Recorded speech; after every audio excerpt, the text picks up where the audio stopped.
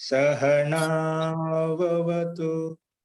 सहनौ भुनक्तु सह वीर्यं करवावहै तेजस्विनावधीतमस्तु मा विद्विषावहै।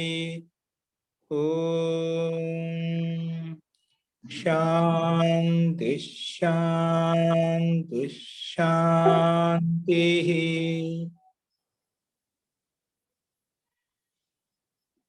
सर्वेभ्यो नमः। అందరికీ నమస్కారం అండి। జీ నిన్న జరిగిన పాఠంలో ఎవరికైనా సందేహాలు ఉన్నాయండి? నిన్న చెప్పుకున్న పాఠంలో ఎవరికైనా సందేహాలు ఉన్నాయా?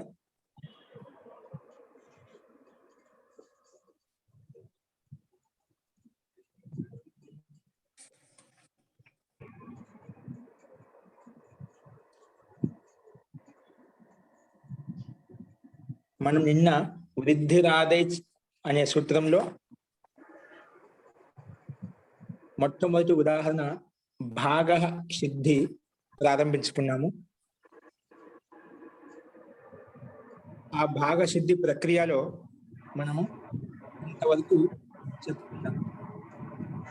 ఆ ప్రక్రియ ఏంటంటే, ముందు వృద్ధిరాదైచ్ అనే సూత్రానికి ఆదైచ్ వృద్ధి సంజ్ఞకో భవతి అంటే ఆ, ఐ, ఔ ఈ మూడు వర్ణములకు వృద్ధి సంజ్ఞ అని ఈ సూత్రం చేత చెప్పబడింది। ఆ వృద్ధి సంజ్ఞ భాగ సిద్ధిలో ఎక్కడ ఉపయోగించాము, ఎక్కడ చెప్పబడింది అనేది భాగ సిద్ధిలో మనం చూస్తున్నాము। దాంట్లో నిన్న భాగ రూపసిద్ధి తయారు చేసేటప్పుడు భజ ధాతు తీసుకొని ఘై ప్రత్యయం తీసుకొచ్చాం। భజ ధాతుకి ఘై ప్రత్యయం తీసుకొచ్చాం।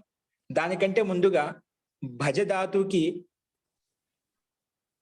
భజ అనే భజ ధాతు వంటి ధాతుపాఠంలో భజ అని ఉంది।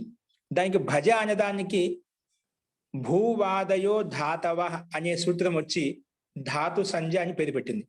మామూలుగా అయితే అది భజ అని పలకాలి। ఇప్పుడు మనకు ధాతునికి పేరు పెట్టుకోలేదు, సూత్రంలో కేవలం భజ అని ఉంది। దాని భజ అనే దానికి ఆ భజ అనే దాన్ని ఏమంటాం?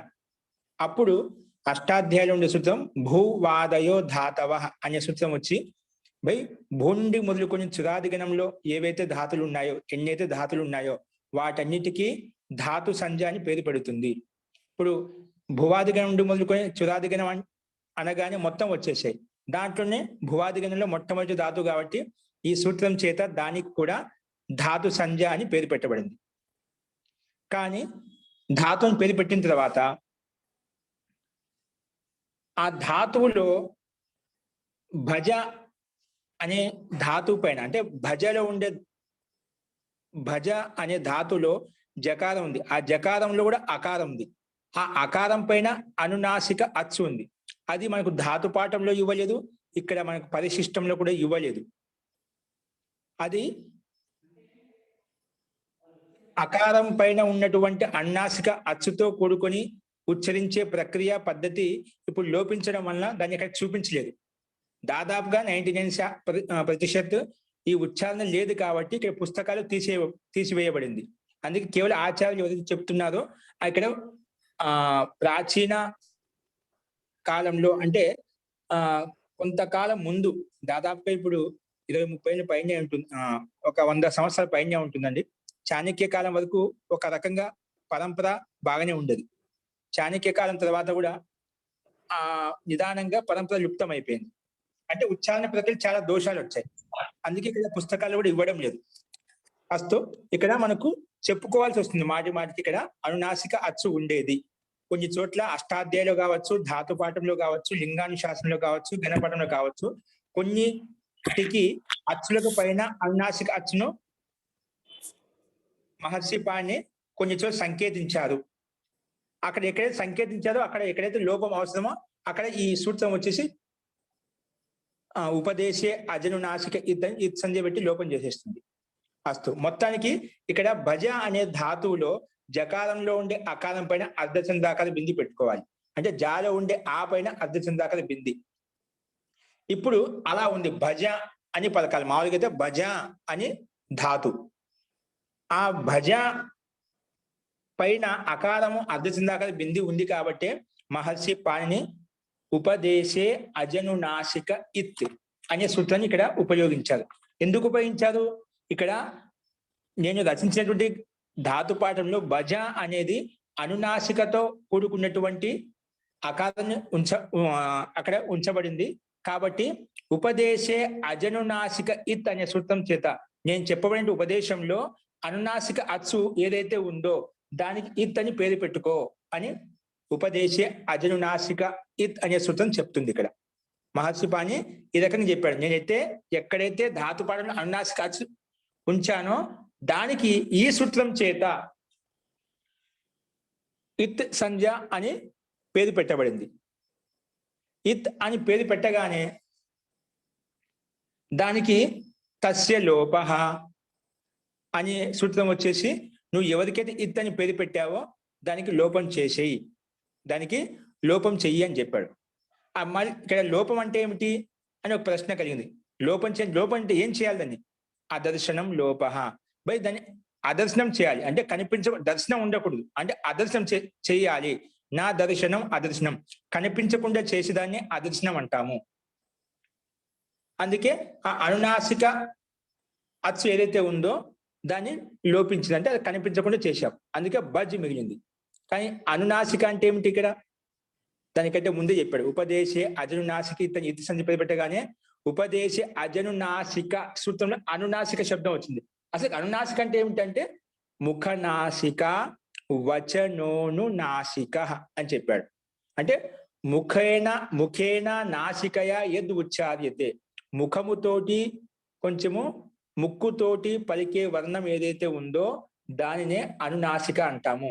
ఇక్కడ భజ అని పలికే అక్షరాన్ని ముక్కు సహాయంతో నోటి సహాయంతో ఉచ్చరిస్తున్నాం కాబట్టి దాన్ని అనునాసిక అచ్చు అంటాం.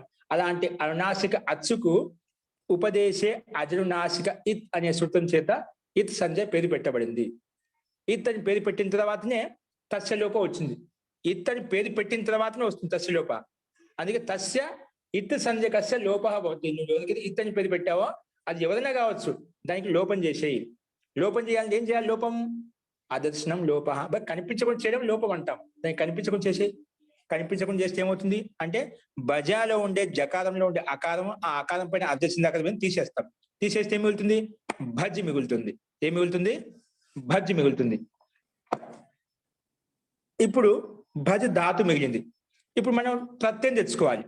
ప్రత్యయం తెచ్చుకోవాలంటే ఎక్కడికి వెళ్ళాలి? మనము ఒక ధాతు యొక్క అధికారం ఉంది. ఇది ధాతు కదా, ధాతు కాబట్టి 3వ అధ్యాయము 1వ పాదంలో 91వ సూత్రం.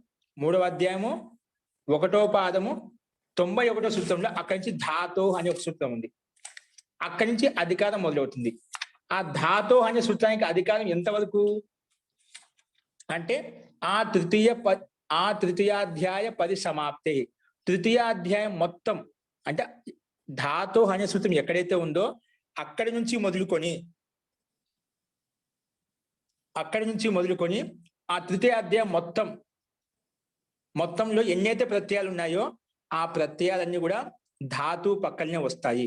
ధాతువుతో తీసుకొస్తాం. ధాతు ఉంది కాబట్టి ఆ ధాతు చేత ఈ ప్రత్యయాలను వస్తాయి.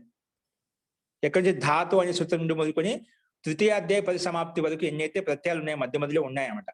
అవన్నీ ఇక్కడే ఉంటాయి. అంటే 3వ అధ్యాయం 1వ పాదం 91వ సూత్రం నుంచి మొదలుకొని ఇవన్నీ ప్రత్యయాలు ఇక్కడి నుంచి స్టార్ట్ అవుతాయి. ప్రత్యయం అనగానే ఈ ధాతు యొక్క అధికారంలోకి వచ్చే ప్రత్యయం తెచ్చుకోవాలి. ఇంకా ఎక్కడ లేవండి. 4వ అధ్యాయంలో ఉండవు, 5వ అధ్యాయంలో ఉండవు, 1వ అధ్యాయం ఉండవు, 2వ అధ్యాయం ఉండవు. ఉంటే ఎక్కడ ఉంటాయి? 3వ అధ్యాయము 1వ పాదము నుంచి మొదలుకొని 1వ పాదంలో కూడా 91వ సూత్రం నుంచి మొదలుకొని ఆ లాస్ట్ అధ్యాయం వరకు, లాస్ట్ పాదం వరకు, అంటే తృతీయ అధ్యాయం మొత్తం వరకు ఇక్కడ మాత్రమే ప్రత్యయాలు ఉంటాయి. మిగిలిన ఏ అధ్యాయాలు ఉండవు. అందుకే మనము ఇక్కడ భజ్ ధాతు మిగిలింది. ప్రత్యయం తెచ్చుకోవాలి.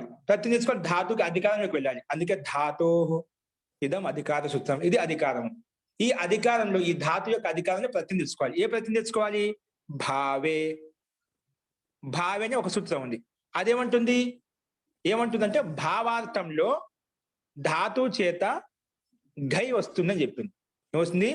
భావార్థంలో. భావార్థం అంటే ఏమిటి? ధాతు యొక్క అర్థాన్ని చెప్పడం కోసము ఘై ఘై వస్తుంది అని చెప్పింది ఈ సూత్రం. ఏం చెప్పింది?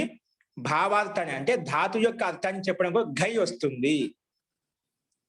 ఘై వస్తుంది. ఇక ధాతు యొక్క అర్థం ఏంటి? భజ సేవాయ, సేవార్థంలో. ఆ సేవ యొక్క అర్థం చెప్పడం కోసం ఘై వచ్చింది. అందుకే భావ అనే సూత్రం చేత ఘై తీసుకొచ్చాం. ఎక్కడ తీసుకొచ్చాం? ధాతు ఉంది కాబట్టి ఘై తీసుకువచ్చాం. సరే, తీసుకొచ్చే ముందు ఘై అంటే ఏమిటి? ఇక్కడ ఘై అనేది ఏంటి? ఇక్కడ అంటే దాని పక్కన కింద సూత్రం ఉంది ప్రత్యయ. మీరు పరిశిష్టం చూసుకోండి. ఏంటి చూస్తున్నారా? పరిశిష్టం అందరూ ఓపెన్ చేశారు కదా, అక్కడే ఉంది ప్రత్యయ. భావే ఇంతవరకు, భావే ఇంతవరకు రాయించాను, దాని కిందనే ప్రత్యయ అని సూత్రం ఉంది. ఇది 3వ అధ్యాయం 1వ పాదము 1వ సూత్రం అంట.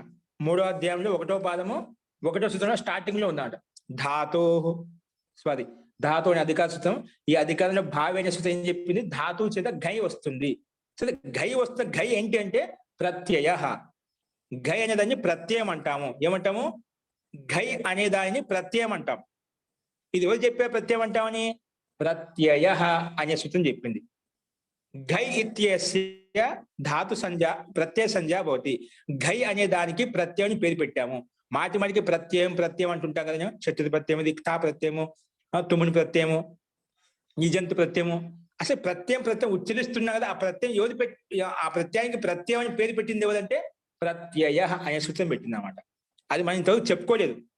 కానీ ఇది ఉత్పత్తి ఎలా వచ్చింది తెలుసుకోకుండానే మనం ప్రత్యయాన్ని ఉపయోగించుకుంటున్నాం. కానీ ప్రత్యయానికి ప్రత్యయాన్ని పేరు పెట్టింది సూత్రం ఎవరు? ప్రత్యయ. సరే, ఇప్పుడు భావార్థంలో ఘై వస్తుందని చెప్పగానే అసలు ఘై అంటే ఏమిటి అడిగినప్పుడు ప్రత్యయ, దాన్ని ప్రత్యయం అంటాం. ఘై అనే దాన్ని అంటాం ప్రత్యయం. అందుకే ఘై ప్రత్యయం అయిపోయింది. సరే, ఘైని ప్రత్యయం అంటాం. ఈ ఘై ప్రత్యయం అనేది ఎక్కడ కూర్చోబెట్టుకోవాలి? ధాతుతో ఘై ప్రత్యయం వస్తుందని చెప్పావు. ధాతుకు ముందు కూడా రావచ్చు కదా, దాని పక్కన రావచ్చు, దాని పైన రావచ్చు, దాని కింద రావచ్చు. ఎక్కడ పెట్టుకుంటావు? ధాతుతో ప్రత్యయం తెచ్చుకో అని చెప్పావు. తెచ్చుకున్నాం, ఘై ప్రత్యయం తెచ్చుకున్నాం. ఎక్కడ కూర్చోబెట్టాలి దాన్ని? ఒక నియమం అంటూ ఉండాలి కదా, ఒక వ్యవస్థ అంటూ ఉండాలి కదా. అందుకే దాని పక్కనే ఉంది. ప్రత్యయం అనేది పరశ్చ. పక్క సూత్రం ఏంటి? పరశ్చ అనే సూత్రం దాని కిందనే ఉంది. 3వ అధ్యాయం 1వ సూత్రము 1వ పాదం 2వ సూత్రం. ప్రత్యయ అనేది ఏంటి? 3వ అధ్యాయమే 1వ పాదం 1వ సూత్రము. ఇది 1వ పాదం 2వ సూత్రం. ఎప్పటికైనా గుర్తుపెట్టుకో, ప్రత్యయాలు అనేవి పరశ్చ పక్కనే ఉంటాయి. పరశ్చ అంటే పక్కనే వస్తాయి. ఎవరికి పక్కన? ధాతువుకి పక్కనే వస్తాయి. ప్రత్యయాలు ఎల్లప్పుడూ ఎక్కడొస్తాయి? ధాతువుకి పక్కనే వస్తాయి. పక్కనే వస్తాయి ఎవరు చెప్పారు? ఎవరి నియమం? ఈ నియమం ఎవరు చెప్పింది? ఎవరు? పరశ్చ అనే సూత్రం చెప్పింది. ఏ సూత్రం చెప్పింది? పరశ్చ. ఇప్పుడు ఈ సూత్రం వచ్చి పరశ్చ అని చెప్పింది కాబట్టి మనం ఆ ఘై ప్రత్యయం తీసుకొచ్చాం కదా, అది ధాతు పక్కన కూర్చుంటాం. భజ్ ఘై, భజ్ ఘై అని తీసుకొచ్చాం. ఈ పరిశిష్టం ముందు పెట్టుకోండి. ఇప్పుడు కొంచెం చెప్తాను, వినండి. మీకు అర్థమైన తర్వాత మనం రాసుకోవడం సింపుల్ గా ఉంటుంది. ఇప్పుడు మనకు భజ్ ఘై అని వచ్చింది. మరి పరిశిష్టం చూసుకోండి. పరిశిష్టం ముందు పెట్టుకోండి. ఆ భజ్ ఘై వచ్చింది కదా. భజ్ ధాతు పక్కలో ఘై ప్రత్యయం తీసుకొచ్చాం. ఏ ప్రత్యయము? ఘై ప్రత్యయం. ఈ ఘై ప్రత్యయం ఏ అర్థాన్ని చెప్పడం కోసం వచ్చింది? ఏ అర్థాన్ని చెప్పడం కోసం? భావ అర్థాన్ని చెప్పండి. భావార్థాన్ని చెప్పడం కోసం వచ్చింది. భావార్థం అంటే ఏమిటి? ధాతు యొక్క అర్థాన్ని చెప్పడం కోసం వచ్చింది. సరే, భజ్ ధాతు అర్థం సేవ, ఘై ధాతు కూడా సేవ అనే అర్థాన్ని చెప్పడం కోసం వచ్చింది. అస్తు, భజ్ ఘై. ఘై అని తెచ్చుకున్న తర్వాత ఇప్పుడు భజ్ అనేది ధాతు, ఘై అనేది ప్రత్యయం. స్పష్టమైంది కదా. భజ్ ధాతు, దాని పక్కన ఉండే ఘై అనేది ప్రత్యయము. ఇప్పుడు దానికి ఎదురుగా హల్ అంత్యం సూత్రం ఉంది. ఏముంది? హల్ అంత్యం. ఇది ఎన్నో సూత్రం అండి? 1వ అధ్యాయము 3వ పాదము 3వ సూత్రం అంట. 1, 3, 3. అక్కడ క్రమ సంఖ్య తప్పు ఉండొచ్చింది. ఒక్కోసారి హలంత్యం అని సూత్రం కదా, ప్రింటింగ్ మిస్టేక్ వల్ల అధ్యాయ సంఖ్య, పాద సంఖ్య లేదా సూత్ర సంఖ్య తప్పు ఉండొచ్చు. అది ఇక్కడ నాదని తప్పు ఇచ్చారు. దాంట్లో కరెక్ట్ ఉందో తెలియదు నాకు. 1, 3 మూడో సూత్రం అండి. ఏంటి? ఓపెన్ చేయండి. 1వ అధ్యాయము 3వ పాదము 3వ సూత్రం ఓపెన్ చేయండి. ఇక్కడ హలంత్యం పక్కన 3, 1, 3 ఉంది మహోదయ. 3, 1, 3 ఉందా? అది 3, 1, 3 కాదు. 1, 3 హలంత్యం 3, 1, 3. అదే తప్పు సంఖ్య. 3, 1లో 3 దొరకదు. అది మనకు 1వ అధ్యాయము 3వ పాదంలో దొరుకుతుంది. 1, 3, 3 దొరుకుతుంది. 1వ అధ్యాయము 3వ పాదం సంఖ్య మార్చుకోండి. 1, 3, 3 మహోదయ పీడిఎఫ్ ఫైల్ మార్చండి మహోదయ. కరెక్ట్ గానే ఉంది. 1, 3, 3 కరెక్ట్ మార్చండి. ఓకే అండి, కరెక్ట్ ఉంటే ఇబ్బంది లేదండి. ఇవి మీకు వచ్చినాయని కొత్త పుస్తకాలు కాబట్టి సరే ఓపెన్ చేయండి.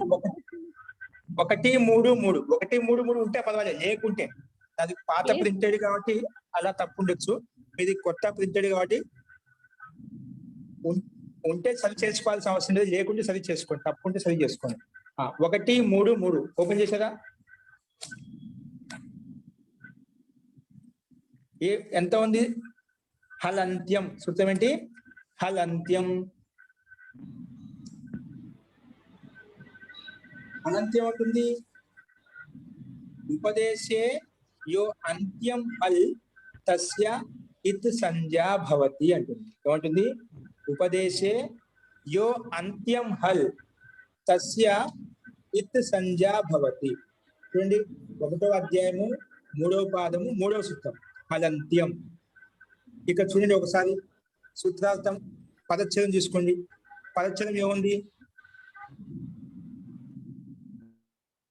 హల్ అంటే 1వ పాదం ప్రథమ విభక్తి ఏకవచనం అర్థం. హల్ అంటే ఏమిటి? సూత్రంలో హలంత్యం అనే సూత్రం విడగొట్టున్నాడు. పద విభాగం చేస్తున్నాడు. మొట్టమొదటి విభాగం ఏం చేశాడు? హల్ అన్నాడు. హల్ అంటే ప్రథమ విభక్తి ఏకవచనం. తర్వాత పదం ఏంటి? అంత్యం. ఏంటండి? అంత్యం. ఇది కూడా ప్రథమ విభక్తి ఏకవచనం. హల్ లకార హలంతము. అంత్యంలో ఆ ఉంది. ఆ లకారంలో ఆ వస్తే హలంత్యం అయిపోయింది కలిపి రాస్తే. హల్ ప్రథమ విభక్తి ఏకవచనం, అంత్యం ప్రథమ విభక్తి ఏకవచనం. ఇక్కడ అంతే భవం అంత్యం. అంతిమంలో ఉండేదాన్ని అంత్యం అంటాం. ఏ వర్ణం అయితే అంతిమంలో ఉంటుందో దాన్ని అంత్యం అంటాం. అంతే భవం అంత్యం. అంతిమంలో ఏముంది? ఇది ఒక సమాసం విడగొట్టాడు ఇక్కడ. హస్య ల హల్. హకారం యొక్క లా దాన్ని హల్ అంటాం. ఇది షష్ఠి తత్పురుష సమాసం. అంటే అంతిమంలో ఉండాలి. హకారం అనేది అంతిమంలో ఉండాలి. దాన్ని హల్ అంటాం. తర్వాత హల్చా హల్చా హల్ అని చెప్పాడు. అంటే 2 రకాలు చెప్పాడు. హల్చా హల్చా అది 2 సార్లు చెప్పి దాన్ని కలిపి రాసినాడు హల్ అని చెప్తాం. ఇక్కడ ఈ రకంగా విడగొట్టాడు. ఇప్పుడు దీని అర్థాన్ని గమనించాలి. ముఖ్యంగా ఇక్కడ ఈ సూత్రంలో గమనించాల్సిన విషయం ఏంటి? అర్థాన్ని గమనించాలి. అర్థం ఏమిచ్చాడు? ఉపదేశే అంత్యం హల్. ఉపదేశే అంత్యం హల్ ఇత్ సంజకం భవతి. ఉపదేశే అంటే ఉపదేశం అంటే మహర్షి పాణిని రచించినటువంటి 5 గ్రంథాల నుంచి ఒక గ్రంథం ఇది. ఏది?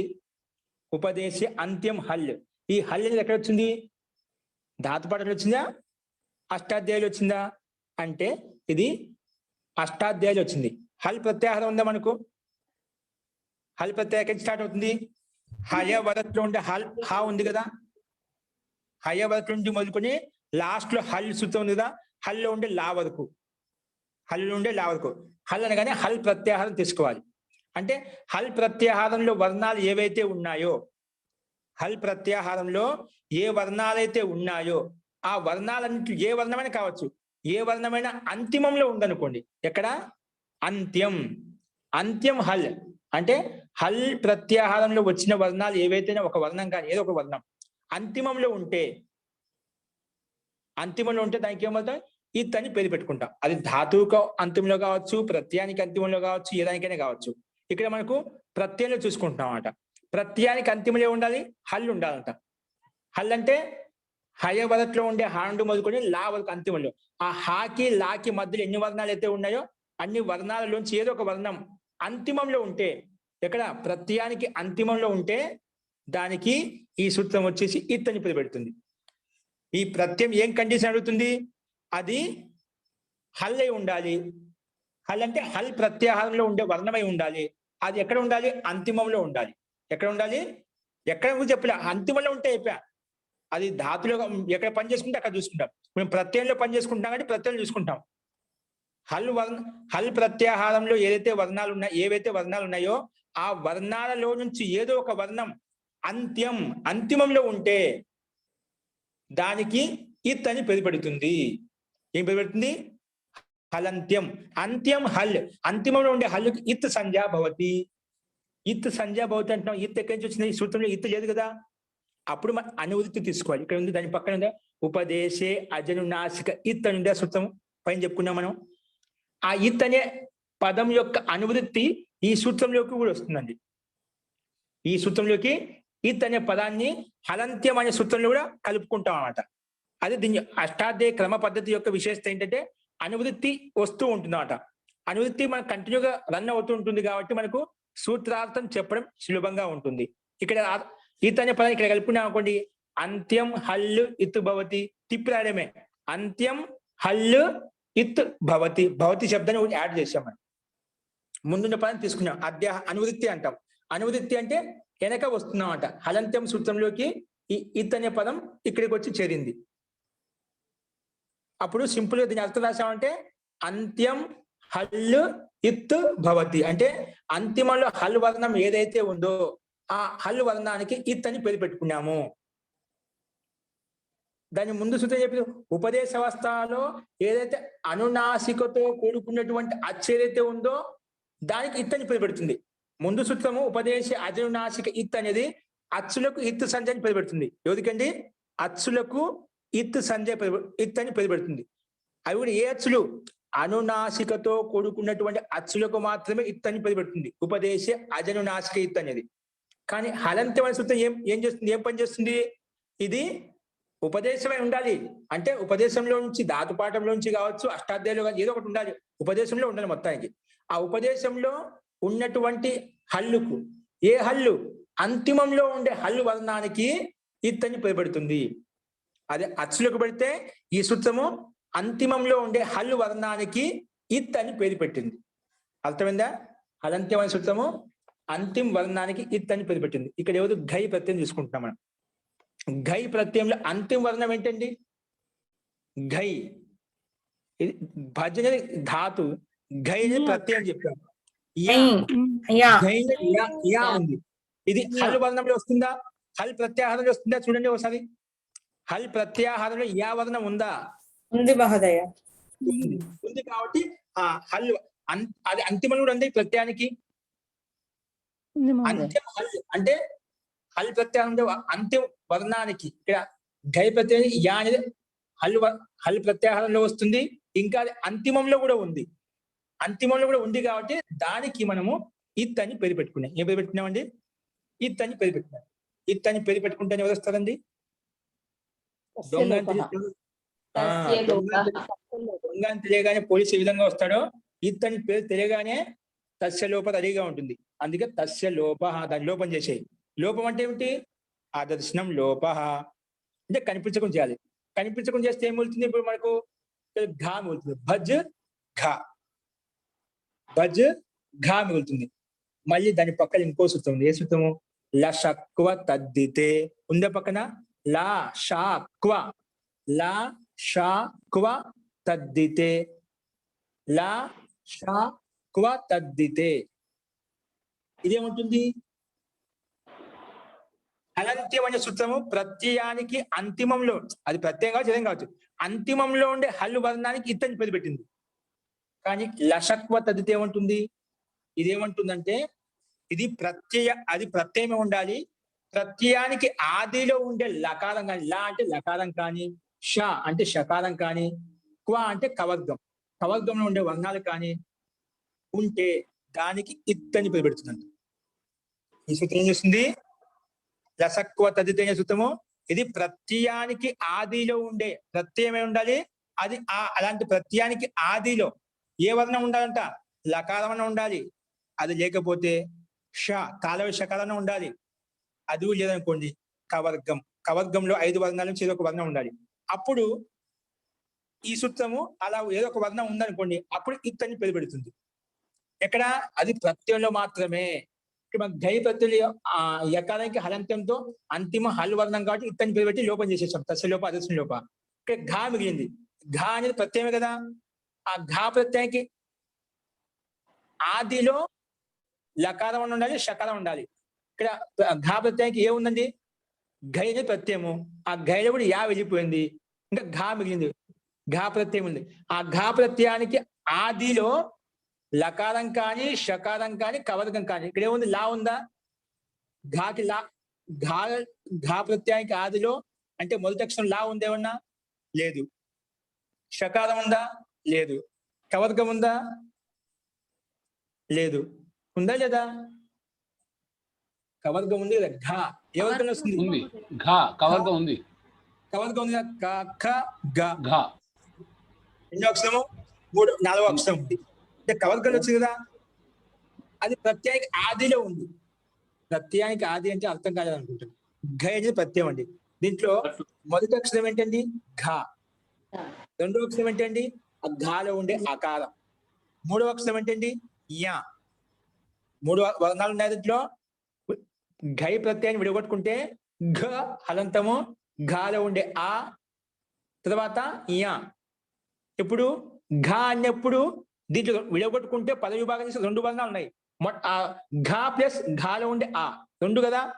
ఆ రకంగా తీసుకుంటే ఘాకి మొదటి అక్షరం ఏంటి? ఘ హలంత ఘకారమేనా?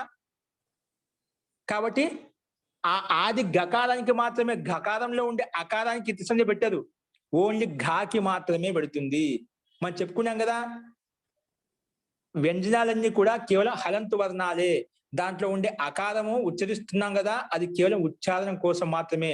ఉచ్చరించేటప్పుడు మాత్రం అలా తీసుకోవాలి, కానీ కార్యం చేసేటప్పుడు దాంట్లో అకారం తీసుకోకూడదు. కాబట్టి ఇక్కడ కూడా మనం ఘాలో ఉండే అకారం తీసుకోలేదు. ఓన్లీ ఆదిలో మొదట్లో ఉండే ఘకారానికి లసక్వ తద్దితే అనే సూత్రం వచ్చేసి ఇత్ అని పేరు పెట్టింది. లసక్వ తద్దితే అంటే తద్దిత ప్రత్యయాలు వదిలిపెట్టి. ఏ ప్రత్యయాలు వదిలిపెట్టి అంట? తద్దిత ప్రత్యయాలు. ఇప్పుడు మనకు ప్రత్యయాలు ఎక్కడ ఉన్నాయని చెప్పాను? ప్రత్యయాలు ఎక్కడ ఉన్నాయి? ధాతో అనే సూత్రం నుండి మొదలుకొని 3వ అధ్యాయంలో ఉండేటువంటి ప్రత్యయాలు ఎన్నైతే ఉన్నాయి, 3వ అధ్యాయం మొత్తం 3వ అధ్యాయంలో ఉండే సూత్రాలు ప్రత్యయాలు ఏవైతే ఉన్నాయో వాటిలో ఉండే ప్రత్యయాలను కృదంత ప్రత్యయాలు అంటాము. తద్దిత ప్రత్యయాలు అంటే 4వ అధ్యాయము 5వ అధ్యాయాలు ఉన్నాయండి. 4వ అధ్యాయము 5వ అధ్యాయంలో ఉండే ప్రత్యయాలను తద్దిత ప్రత్యయాలు అంటాం. ఏమంటాము? 4వ అధ్యాయము 5వ అధ్యాయంలో ఉండే ప్రత్యయాలను ఏమంటే తద్దిత ప్రత్యయాలు అంటాం. 3వ అధ్యాయంలో ఉండే ప్రత్యయాలను కృత్ ప్రత్యయాలు అంటాం. 3వ అధ్యాయం ఉండే ప్రత్యయాలను కృత్ ప్రత్యయాలు అంటాము. 4వ 5వ అధ్యాయంలో ఉండే ప్రత్యయాలను తద్దిత ప్రత్యయాలు అంటాము. ఇక్కడ 4వ అధ్యాయంలో నుంచి లేదా 5వ అధ్యాయం నుంచి ప్రత్యయం తెచ్చుకున్నాం అనుకోండి, అక్కడ ఈ నియమం పనిచేయదంట. ఎక్కడ పనిచేస్తుంది? 3వ అధ్యాయంలో ధాతు నుంచి మొదలుకొని ఆ అధ్యాయానికి పరిసమాప్తి వరకు ఏవైతే ప్రత్యయాలు తెచ్చుకున్నామో అందులో ఉంటేనే అప్పుడు లసక్వ తద్దిత సూత్రం పనిచేస్తుంది. అతద్దితే తద్దిత ప్రత్యయాన్ని వదిలిపెట్టి అంటే దాన్ని బట్టి ఏమవుతుంది? తద్దిత ప్రత్యయాలు ఎక్కడ ఉన్నాయి? 4వ అధ్యాయం 5వ అధ్యాయంలో ఉన్నాయని చెప్పాను. అవి వదిలిపెట్టి అంటే ఈ నియమం అక్కడ పనిచేయదు. ఈ నియమం ఎక్కడ పనిచేస్తుంది? 3వ అధ్యాయంలో ఉండే ప్రత్యయాలతో మాత్రమే. 3వ అధ్యాయంలో ఏ ప్రత్యయాలు ఉన్నాయి? కృత్ ప్రత్యయాలు ఉన్నాయి. ఆ 3వ అధ్యాయంలో ప్రత్యయాలకు మాత్రమే ఈ నియమం పనిచేస్తుంది. ఈ నియమం ఏముంటుంది? అది ప్రత్యయమే ఉండాలి. ఆ ప్రత్యయానికి ఆదిలో మొదట్లో అంటే మొట్టమొదటి వర్ణము ఏముండాలి? లకారం అన్న ఉండాలి, అది లేదు. షకారం అన్న ఉండాలి, అది లేదనుకోండి. కవర్గమైన ఉండాలి, కవర్గము లేదనుకోండి, అప్పుడు ఈ నియమ సూత్రం పనిచేయదు.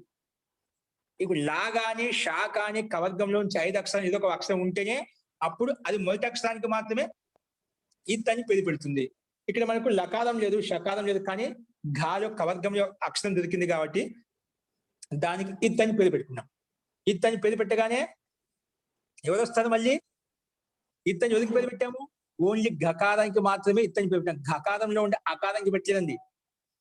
ఎందుకంటే గకారంలో ఉండే అకారం 2వ అక్షరం అవుతుంది, మొదటి అక్షరం కాదు. అది ఏమైనా ప్రత్యయానికి ఆదిలో ఉండే గకారానికి గాని కవర్గానికి గాని లకారానికి గాని షకారం అని చెప్పాడు. ప్రత్యయానికి ఆది అన్నప్పుడు ఘానే అవుతుంది. ఆ ఘాలో ఉండే ఆ అనేది రెండో అక్షరం, ఆది కాదు రెండో అక్షరం అవుతుంది. కాబట్టి ఆది అక్షరం ఘా కాబట్టి దానికి ఇత్ అని పేరు పెట్టేశాం. ఇత్ అని పేరు పెట్టగానే తస్య లోప రెడీగా ఉంటుంది కాబట్టి తస్య లోప, ఆ గకారానికి లోపం చేసేది. లోపం అంటే ఏమిటి? అదర్శనం లోప, దాన్ని కనిపించకుండా చేయదని లోపం అంటాము. ఇప్పుడు కనిపించకుండా చేసేసాం. కనిపించకుండా ఘా వెళ్ళిపోయింది, అంతిమంలో ఉండిగా యా కూడా వెళ్ళిపోయింది. ఆ మిగిలింది ఎవరు? ఆ గకారంలో ఉండే అకారం మాత్రమే మిగిలింది. అది కింద దించుకున్నాం. భజ్ ఆ ఎక్కడ చూసింది? భజ్ ఆ. దీన్ని మనం సింపుల్ గా చెప్తాము, అనుబంధ లోప అంటాం. ఘైలో అనుబంధ లోపం చేస్తే ఏం మిగిలింది? నేను చెప్తూ ఉంటాను, శత్రు ప్రత్యయానికి అనుబంధ లోపం చేస్తే ఏం మిగులుతుంది? అత్తు మిగులుతుంది.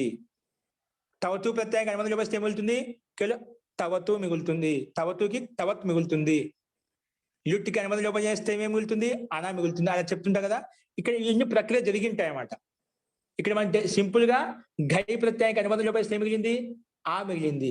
కానీ అనుబంధ లోపం ఏం చేసాము అడిగాం అనుకోండి, ఘై ప్రత్యయంలో అంతిమంలో యకారం ఉంది కాబట్టి దానికి హలంత్యం అనే సూత్రం వచ్చేసి దానికి ఇత్ అని పేరు పెట్టింది. ఇత్ అని పేరు పెట్టగానే తస్య లోపం వచ్చింది. తస్య లోప సూత్రం వచ్చి దాన్ని లోపం చేసేసింది. అదేవిధంగా ఘ అనే ప్రత్యయ, ఇది కూడా ప్రత్యయం కాబట్టి ఇది ప్రత్యయానికి ఆదిలో గకారం ఉంది కాబట్టి లసక్వ తద్దితే అనే సూత్రం వచ్చేసి దానికి గకారానికి ఇత్ అని పేరు పెట్టింది. ఇత్ అని పేరు పెట్టగానే దానికి కూడా తస్య లోప అదర్శన లోపం చేస్తే కేవలం ఆ మిగిలింది. అదే ఇక్కడ దించుకున్నాం. భజ్ ఆ ఏం మిగిలింది? భజ్ ఆ మిగిలింది. ఇప్పుడు ఇక్కడ ప్రక్రియ నెక్స్ట్ ఇంకో విధంగా మారిపోతుంది. ఇప్పుడు పైన చెప్పిన వరకు మీకు ఎవరికైనా అర్థం కాదు, అనుబంధ లోపం వరకు. ఇప్పుడు ఎవరికైనా సందేహం ఉంటే చెప్పండి.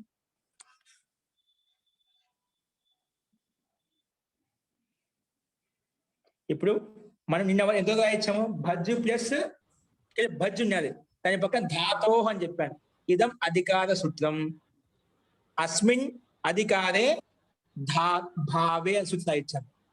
భావే అంటే ఏమిటి? భావే అర్థే అంటే ధాత్వర్తే ఘై ప్రత్యయ భవతి అని చెప్తాం. ఇది చెప్పాం, ఘై ప్రత్యయ భవతి. ఓకే, ఇంకో రాయించాను. ఇప్పుడు మీరు చెప్పిన దాంట్లో ఘై doubt ఏవ ఉంటే చెప్పండి. స్వీకర్తవ్యం ఇది కథం జీ మళ్ళీ అడగండి, మ్యూట్ లో పడింది. ఘై ప్రత్యయ ఏవ స్వీకర్తవ్యం ఇది కథం జ్ఞాయతే. భాగ శబ్దాన్ని తయారు చేయాలి మనకు. ఓహో, భాగ భాగః. శబ్దం తయారు చేయాలి. మన లక్ష్యం ఏంటి? భాగ శబ్దాన్ని తయారు చేయాలి. ఘై ప్రత్యయంతో తయారవుతుంది. ఎందుకంటే భాగలో ధాతు యొక్క అర్థమే దాగి ఉందామంట. భాగ అంటే సేవ, బలి ధాతుకు అర్థం ఏంటి? సేవ. భాగ అనే స్థానం కూడా సేవ అర్థం చెప్పాను. భాగ అంటే సేవ చేయడం చెప్పాను స్టార్టింగ్ లో. ధాతు యొక్క అర్థం కూడా ఏంటి? సేవ. అంటే ధాతు యొక్క అర్థాన్ని చెప్పడం కోసమే ఘై ప్రత్యయం తీసుకుంటాం. వేరే ప్రత్యయం తీసుకున్నాం అనుకోండి, దాని అర్థం వేరుగా ఉంటుంది. మనం అనుకునే అర్థం రాదు కదా. భాగ అనే అర్థం రాదు కదా, సేవ అనే అర్థం రాదు కదా. ప్రత్యయం మారిపోతే అర్థం కూడా మారిపోతుంది. మనకి సేవ అర్థం ఇచ్చేటువంటి ప్రత్యయం ఏదైతుందో అదే తెచ్చుకుంటాం. ఘై ప్రత్యయం సేవార్థంలో ఉంది కాబట్టి ఇది తెచ్చుకున్నాం అన్నమాట.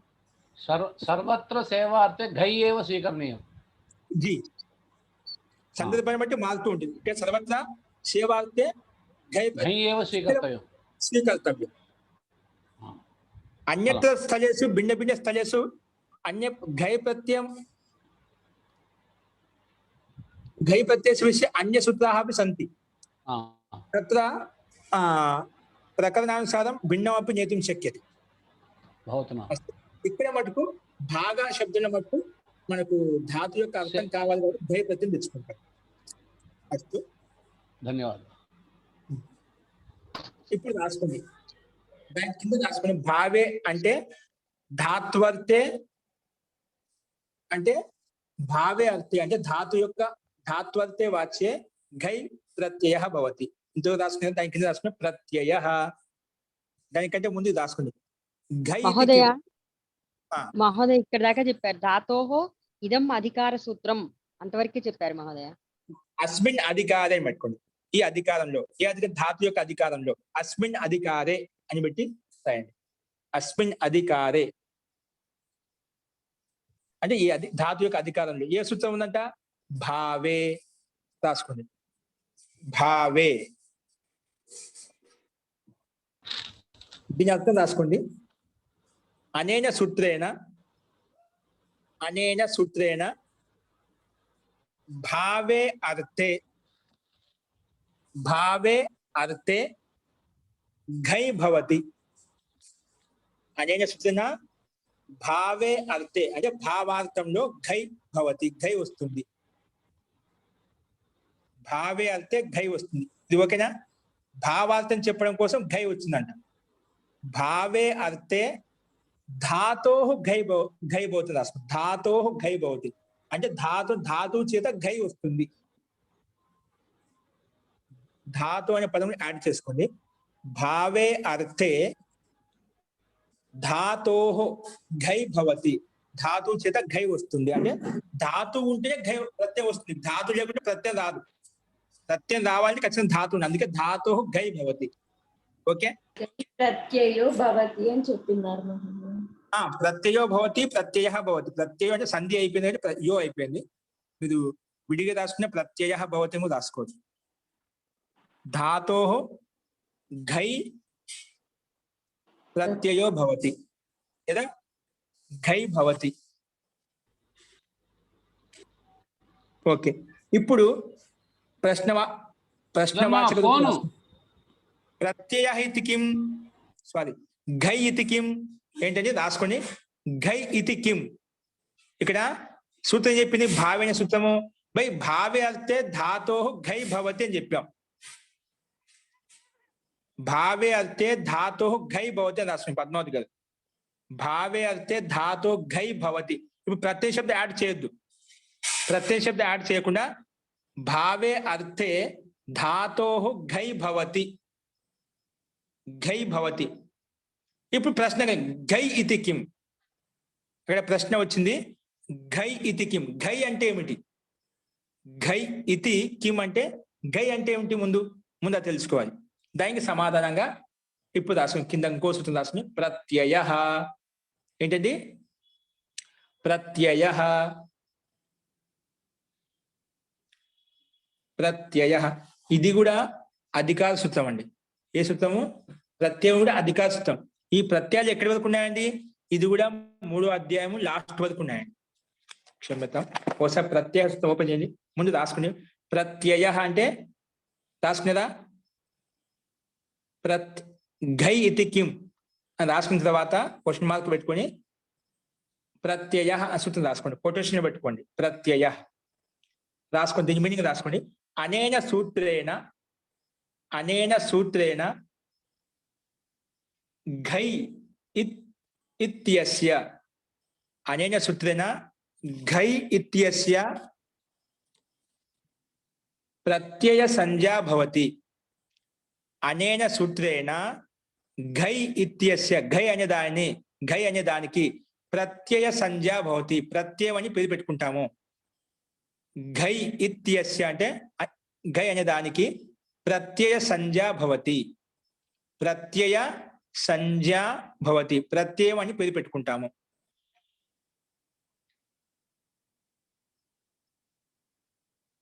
మళ్ళీ రాసుకోండి. ప్రత్యయ కుత్ర భవతి, మళ్ళీ ప్రశ్న కలిగింది.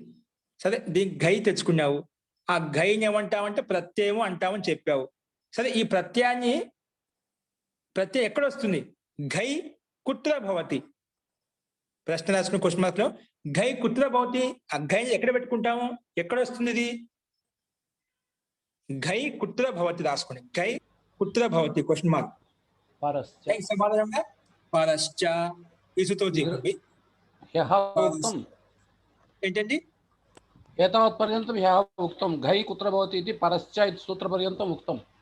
జీ అప్పుడు నేను కేవలం వినండి అని చెప్పింటే మీరు రాసుకున్నారు, చాలా సంతోషం ఉంది. సరే, మళ్ళీ రాసుకుంటున్నాను, పర్వాలేదు. ఘై కుత్ర భవతి? పరశ్చ. దానికి సమాధానం చెప్పాడు పరశ్చ. సూత్రం సింపుల్ గా ఉన్నాడు. పరశ్చ రాసుకుని ప్రత్యయ అది మళ్ళీ చెప్పరా? ప్రత్యయ అనేన సూత్రేణ ఘై ఇత్యస్య, ఇతి ప్లస్ అస్య సంధి చేస్తే ఇకోనించి ఇత్యస్య అయిపోయింది. ఘై ఇత్యస్య ప్రత్యయ సంజ్ఞా భవతి. ఘై అనే దానికి ప్రత్యయం అని పేరు పెట్టింది అంతే. ఈ సూత్రం వచ్చేసి ఘై అనే దానికి ప్రత్యయం అని పేరు పెట్టింది. ఘై అనే దానికి ప్రత్యయం అని పేరు పెట్టింది. ఏ సూత్రము? ప్రత్యయ అనే సూత్రము ఘై అనే దానికి ప్రత్యయం అని పేరు పెట్టింది. ఆ పేరు పెట్టిన తర్వాత అది క్లారిటీ అయిపోయింది. ఈ ప్రత్యయాన్ని ఎక్కడ కూర్చోబెట్టుకోవాలి? కుత్ర భవతి ప్రత్యయ కుత్ర భవతి. సరే బాగా ఘై అనేది ఒక ప్రత్యయం అంటాము. ఆ ప్రత్యయాన్ని ఎక్కడ కూర్చోబెట్టుకోవాలి? కూర్చోబెట్టి ధాతుతో ఘై ప్రత్యయం వస్తుంది. ఎక్కడ వస్తుందో చెప్పలే కదా ముందు. అంటే ఘై కుత్ర భవతి రాసుకోండి. ఘై కుత్ర భవతి అంటే పరశ్చ. ఈ సూత్రం కొటేషన్ పెట్టుకోండి. సూత్రాలు ఏవైతే ఉన్నాయో కొటేషన్ పెట్టుకొని రాసుకోండి. ఇప్పుడు దీని మీనింగ్ రాసుకోండి. ఏమంటుంది? అనేన సూత్రేణ.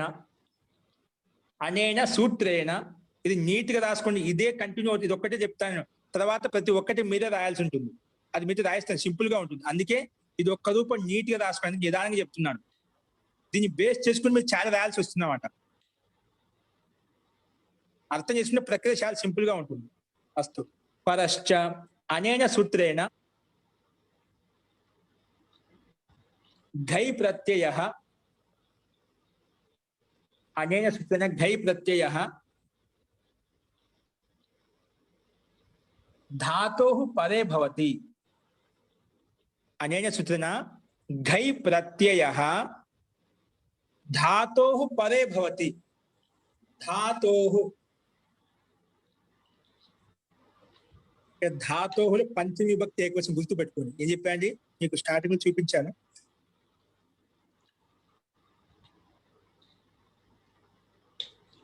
धातोः पंचमी विभक्ति ఏకవచనం కాబట్టి धातोः परे भवति. నేను చెప్పాను అక్కడ ఒకసారి గుర్తు పెట్టుకుని తర్వాత మీకు స్పష్టం అవుతుంది. పంచమి విభక్తి ఎక్కడ ఉంటే దాని పక్కన వస్తుంది. ఇప్పుడు ధాతువులో ఏ విభక్తి చెప్పానో పంచమి విభక్తి అంటే ఇక్కడ మనకు భజ ధాతు పంచమి విభక్తిలో ఉన్నాయన్నమాట. అంటే సూత్రం చూసుకోవాలి. ధాతులని ఏ విభక్తులు ఉన్నాయి? పంచమి విభక్తులు ఉన్నాయి. ఇది కూడా ధాతువే కదా. కాబట్టి ధాతు పరే భవతి అంటే పక్కన పనిచేసుకుంటాం కదా. భజ ధాతుకి పక్కన పనిచేసుకుంటాం కదా. అందుకే పంచమి విభక్తి ఎక్కడైతే ఉంటుందో దాని పక్కన పని జరుగుతుంది. ఏ పని జరిగింది?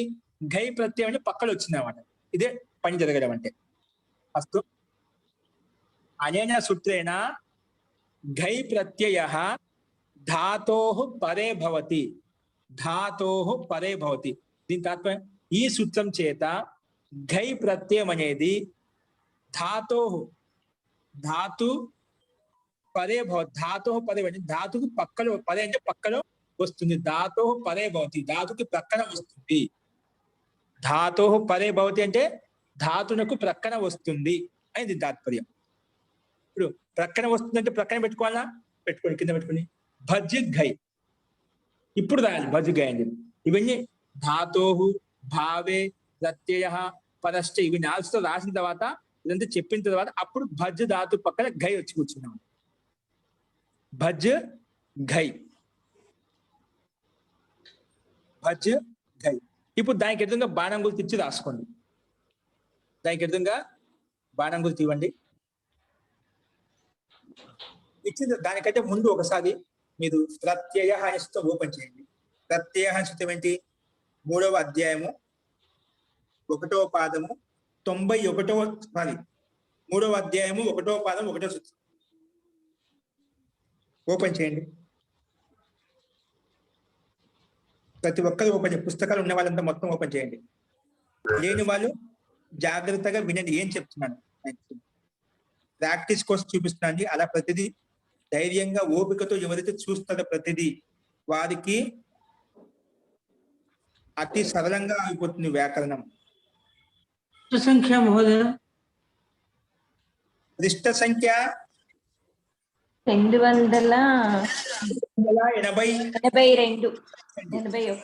280.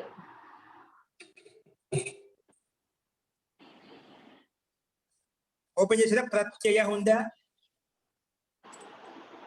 ఏంటి విడగొట్టి అంటే ప్రత్యయ అనే ప్రథమ విభక్తి ఏకవచనం. ప్రత్యయ పదం ఎప్పుడు ప్రథమ విభక్తి ఏకవచనంలో ఉంటుంది. ఎందుకంటే అది వస్తుంది అన్నమాట. వచ్చేది ఎప్పుడైనా ప్రథమ విభక్తిలో ఉంటుందండి. ఓకే, ఇది సింగల్ పదం కాబట్టి సింగలే ఉంది. దీని అర్థం ఏం చెప్పాడు? అర్థ ఇతో అగ్రే. ఇక్కడి నుంచి ముందు. అగ్రే అంటే ముందు. ఇతో అగ్రే అంటే ఇక్కడి నుంచి ముందు. ఆ పంచమాధ్యాయ పరిసమాప్తే. ఆ పంచమాధ్యాయ పరిసమాప్తే ఇతి యావత్. ప్రత్యయః ఇతి సంజ్ఞాత్వేన అధిక్రియతే. అంటే ఇక్కడి నుంచి మొదలుకొని పంచమాధ్యాయం సమాప్తి వరకు దీని యొక్క అధికారం నడుస్తూ ఉంటుంది. ప్రత్యయం యొక్క అధికారం ఎక్కడి వరకు నడుస్తుంది? ఇక్కడి నుంచి మొదలుకొని ఈ సూత్రం ఎక్కడైతే ఉంది ఇక్కడి నుంచి మొదలుకొని లాస్ట్ 5వ అధ్యాయం వరకు, అంటే 3వ అధ్యాయం ఉండే ప్రత్యయాలు కూడా ప్రత్యయాలు అంటాము. 4వ అధ్యాయము 5వ అధ్యాయంలో ఉండే వాటికి కూడా ప్రత్యయాలు అంటాం. అందుకే దీని యొక్క అధికారం ఎంతవరకు ఉంది? 5వ అధ్యాయం వరకు ఉందంట. ధాతు యొక్క అధికారం ఎంతవరకు చెప్పాను నేను? ధాతు యొక్క అధికారం కేవలం 3వ అధ్యాయంలో ఉండే సూత్రాల వరకే, అంటే ఓన్లీ 3వ అధ్యాయం ఉండే సూత్రాలే. కానీ ప్రత్యయం యొక్క అధికారం ఎంతవరకు నడుస్తుంది? 3వ అధ్యాయం నడుస్తుంది, 4వ అధ్యాయంలో 5వ అధ్యాయం, అంటే 5వ అధ్యాయం సమాప్తి వరకు దీని యొక్క అధికారం నడుస్తుంది. ఎంతవరకు? 5వ అధ్యాయ అయిపోయేంత వరకు, అంటే 5వ అధ్యాయం మొత్తంలో ఈ ప్రత్యయం యొక్క అధికారం నడుస్తూ ఉంది. అందుకే ప్రత్యయం యొక్క అధికారము 5వ అధ్యాయం పరిసమాప్తి వరకు అర్థం చేసుకోవాలి. దీని యొక్క అధికారం నడుస్తుంది. నెక్స్ట్ దాని కింద పరశ్చ. ఏంటండి? పరశ్చ. దీని యొక్క అధికారం ఎంతవరకు వస్తుంది? ఇప్పుడు ఏదైతే ప్రత్యయం వచ్చిందో దానికి ప్రత్యయం పేరు పెట్టగానే ఆ ప్రత్యయం ఎక్కడ కూర్చోబెట్టాలి అనుకున్నప్పుడు పక్కన కూర్చోబెట్టాలని చెప్పాం కాబట్టి ఇది కూడా దాని వెంటనే నడుస్తుంది. అంటే ఇది కూడా పంచమాధ్యాయం పరిసమాప్తి వరకు, పంచమాధ్యాయం అయిపోయేంత వరకు పరశ్చ అనే సూత్రం యొక్క అధికారం నడుస్తుంది. అంటే ప్రత్యయ అనే సూత్రానికి పరశ్చ అనే సూత్రం రెండు 5వ అధ్యాయం సమాప్తి వరకు వీటి యొక్క అధికారం నడుస్తుంది. కేవలం ధాతో అనే సూత్రానికి అధికారం మాత్రము కేవలం 3వ అధ్యాయంలో మాత్రమే పనిచేస్తుంది. 4వ అధ్యాయంలో 5వ అధ్యాయంలో పనిచేయదు. ఇది తృతీయ అధ్యాయం నుంచి ప్రత్యయాలు తృతీయ అధ్యాయం నుంచి పంచమ అధ్యాయం అంతిమ వరకు పనిచేస్తుంది. అందుకే దీని అధికారం పెద్దగా ఉన్నాడు. ఎందుకంటే అక్కడ ప్రత్యయాలే కదా, కాబట్టి దాని 2 భాగాలు తద్దిత ప్రత్యయాలు తృతీయ ప్రత్యయాలు విడి తీసుకుంటాం. కానీ ప్రత్యయమే కదా అది కూడా, కాబట్టి అందుకే దీని అధికారం అక్కడి వరకు వచ్చింది. పరశ్చ అనే సూత్రానికి కూడా అధికారం అక్కడి వరకు వస్తుంది. పరశ్చ సింపుల్ ఇచ్చాడు. పరశ్చ యస్య ప్రత్యయ సంజ్ఞా విహిత. పరశ్చ అనే సూత్రానికి అర్థం చెప్తున్నాను. యస్య ప్రత్యయ సంజ్ఞా విహిత సా ప్రత్యయ పరశ్చ భవతి ఇత్యధికారో వేదితవ్యః ఆ పంచమాధ్యాయ పరిసమాప్తే. నువ్వు ఏ దానికైతే ప్రత్యయం పేరు పెట్టావో ఆ ప్రత్యయం అనేది పరశ్చ భవతి అంటే పక్కనే వస్తుంది. అలా అధికారము అర్థం చేసుకోవాలి, అలా తెలుసుకోవాలి అని ఇక్కడ సూత్రం చెప్పింది అన్నమాట. ఇది కేవలం ఇక్కడే కాదు, ఎక్కడైనా ప్రత్యయం పేరు రాగానే ఎల్లప్పుడూ ప్రత్యయం అనేది పక్కనే వస్తుంది అని ఈ సూత్రం చెప్పింది మనకు. అస్తు, ఇప్పుడు అర్థమైందా? ప్రత్యయ అనే సూత్రం ప్రత్యయం పేరు పెట్టింది. ఆ ప్రత్యయం ఎక్కడ ఉండాలి? ప్రత్యయ కుత్ర భవతి అంటే ప్రత్యయ పరశ్చ భవతి అని ఆ సూత్రం చెప్పింది. ఇప్పుడు రాస్తుంది పరిశిష్టంలోకి వచ్చేసేయండి. జీ, ఇక్కడ మీరు ఇందాక పరశ్చ అని చెప్తూ అనేన సూత్రేణ భై ప్రత్యయ ధాతో పరే భవతి అని దానికి తెలుగులో కూడా కొద్దిగా మీనింగ్ చెప్పారు. అది కొద్దిగా చెబుతారా? రాసుకుంటాము. ఈ సూత్రం చేత ఘై ప్రత్యయం అనేది ధాతో పరే భవతి, ధాతు ప్రక్కనే వస్తుంది. ప్రత్యయం అనేది ధాతు ప్రక్కనే వస్తుంది అని ఈ సూత్రం ఏం పని చేసి చెప్పామంటే ఇక్కడ నువ్వు ఎవరికైతే ప్రత్యయం పేరు పెట్టావు అది పక్కనే వస్తుంది. సరే, అది మనం ఇక్కడ ఉండే సూత్రము ఉన్నట్టు రాసుకోవచ్చు అండి. దీనికి పరశ్చ సూత్రం ఏం చెప్పా ఇక్కడ? యస్య ప్రత్యయ సంజ్ఞా విహిత సా ప్రత్యయ పరే భవతి. ఇదే రాయొచ్చు. అంటే నువ్వు ఈ సూత్రం చేత యస్య ప్రత్యయ సంజ్ఞా విహిత అంటే ఏ దానికైతే ప్రత్యయం పేరు పెట్టావో ఆ ప్రత్యయం అనేది పరశ్చ భవతి పక్కనే వస్తుంది. అక్కడ ఆ రకంగా చెప్పాను, ఈ రకంగా చెప్పాను. ఎట్లా చెప్పుకోవచ్చు అంటే ఇక్కడ మనకు సూత్రార్థం పాణి యొక్క సూత్రార్థం ప్రకారంగా అర్థం చేసుకోవడానికి నేను దాన్ని ఎక్స్ప్లెయిన్ చేశాను కాబట్టి దాన్ని సింపుల్ మాటల్లో చెప్పేశాను అనమాట. మహోదయ, మేము రాసుకుంటాము మామూలుగా హిందీ కానీ సంస్కృతి కానీ, అప్పుడప్పుడు కొద్దిగా తెలుగులో కూడా చేస్తే ఇప్పుడు చూసుకుంటే గుర్తొస్తుంది మహోదయ. ముఖ్యమైన కొద్దిగా చెప్పండి, రాసుకుంటాం. నేను చెప్తూ ఉంటానండి, మీరు స్పీడ్ గా రాసుకోండి, అంతేం లేదు. ప్రతిదీ నేను అనువాదం చేస్తూ ఉంటాను, ప్రతిదీ అనువాదం చేస్తూ ఉంటాను. మీరు విహితాన్ని విధించడం, ప్రత్యయాన్ని విధించాం కదా. ఎక్కడ? ధాతు పక్కన. విధించడం. ఆ ఇక్కడ మహోదయ. పరశ్చాయ సూత్రంలో విహిత అంటే నువ్వు ఎవరికైతే ప్రత్యయాన్ని విధించావో, నియమం పెట్టావు, విధించడం, నియమించడం, నామకరణం ఆ. చేయడం, దాన్ని విధానం అంటాం, విధించడం అంటాం. దీనికి ఏం విధించాము? గయ అనే దానికి ప్రత్యయం అని విధించాము. విహిత అంటే విధించడం, అంటే పెట్టడం. ఏం పెట్టడం? ప్రత్యయ అని నామకరణం పెట్టడం. ఆ మహోదయ. అలా అంటే ప్రత్యయము పక్కనే వస్తుంది. ఎక్కడ పక్కన? ధాతో పదే పోతుంది, ధాతు పక్కనే వస్తుంది. అస్తు. నెక్స్ట్ అండి, పరిశిష్టంలోకి వచ్చేయండి. ఇప్పుడు భజ్ గై మిగిలింది. ఆ భజ్ గైకి యాదో మార్క్ ఇచ్చి రాసుకోండి. మొట్టమొదటి సూత్రం హలంత్యం. ఏంటండి? హలంత్యం రాసుకోండి. ఇదేమంటుంది? ఈ సూత్రం ఏం పనిచేస్తుంది? ఉపదేశే అనేన సూత్రేణ రాసుకోండి. అనేన సూత్రేణ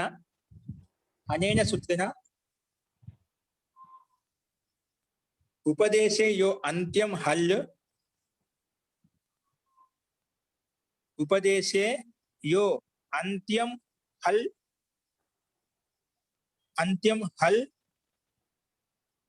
ఇత్ సంజకో భవతి. ఉపదేశే యో అంత్యం హల్ ఇత్ సంజకో భవతి. ఉపదేశే యో అంత్యం హల్ ఇత్ సంజకో భవతి. ఇది ఘై ప్రత్యయం. ఇది అష్టాధ్యాయులు ఉంది కదా, భావన సూత్రం ఘై చెప్పింది కదా, కాబట్టి ఇది కూడా ఉపదేశంలో ఉంది. కాబట్టి ఉపదేశంలో ఏదైతే అంతిమంలో ఉందో, ఘై ప్రత్యయానికి అంతిమంలో ఉండే వర్ణం ఏంటి? ఇయా. దానికి ఉపదేశ యో అంత్యం హల్ తస్య ఇత్సంజ్ఞా భవతి. ఉపదేశే యో అంత్యం హల్ తస్య ఇత్ సంజ్ఞా భవతి. తస్య ఇత్ సంజ్ఞా భవతి. ఇది దీని యొక్క అర్థం. ఇప్పుడు దీని తెలుగులో ఏం చెప్తున్నా అంటే, ఉపదేశంలో ఏదైతే అంతిమ హల్ వర్ణం ఉందో దానికి ఇత్ అని పేరు పెట్టాము. ఉపదేశంలో ఏదైతే అంతిమ హల్ వర్ణం ఉందో దానికి ఇత్ సంజ్ఞ అని పేరు పెట్టాము. ఇత్ సంజ్ఞా భవతి. ఇత్ అని పేరు వస్తుంది. అంటే ఇప్పుడు యాకి ఇత్ అని సంజ్ఞ పేరు పెట్టాము. ఇత్ అని పేరు పెట్టగానే వస్తుంది తస్య లోపః. రాసుకుందాం కిందనే. తస్య లోపః. దీని మీనింగ్ ఏం చెప్పాను? మొదట చెప్పాను. ఏం చెప్పాను? తస్య ఇత్ సంజకస్య లోపః భవతి. అయన సూత్రేణ తస్య ఇత్ సంజకస్య లోపః భవతి. ఇక్కడ ఇత్ సంజక వర్ణం ఏంటి? యా.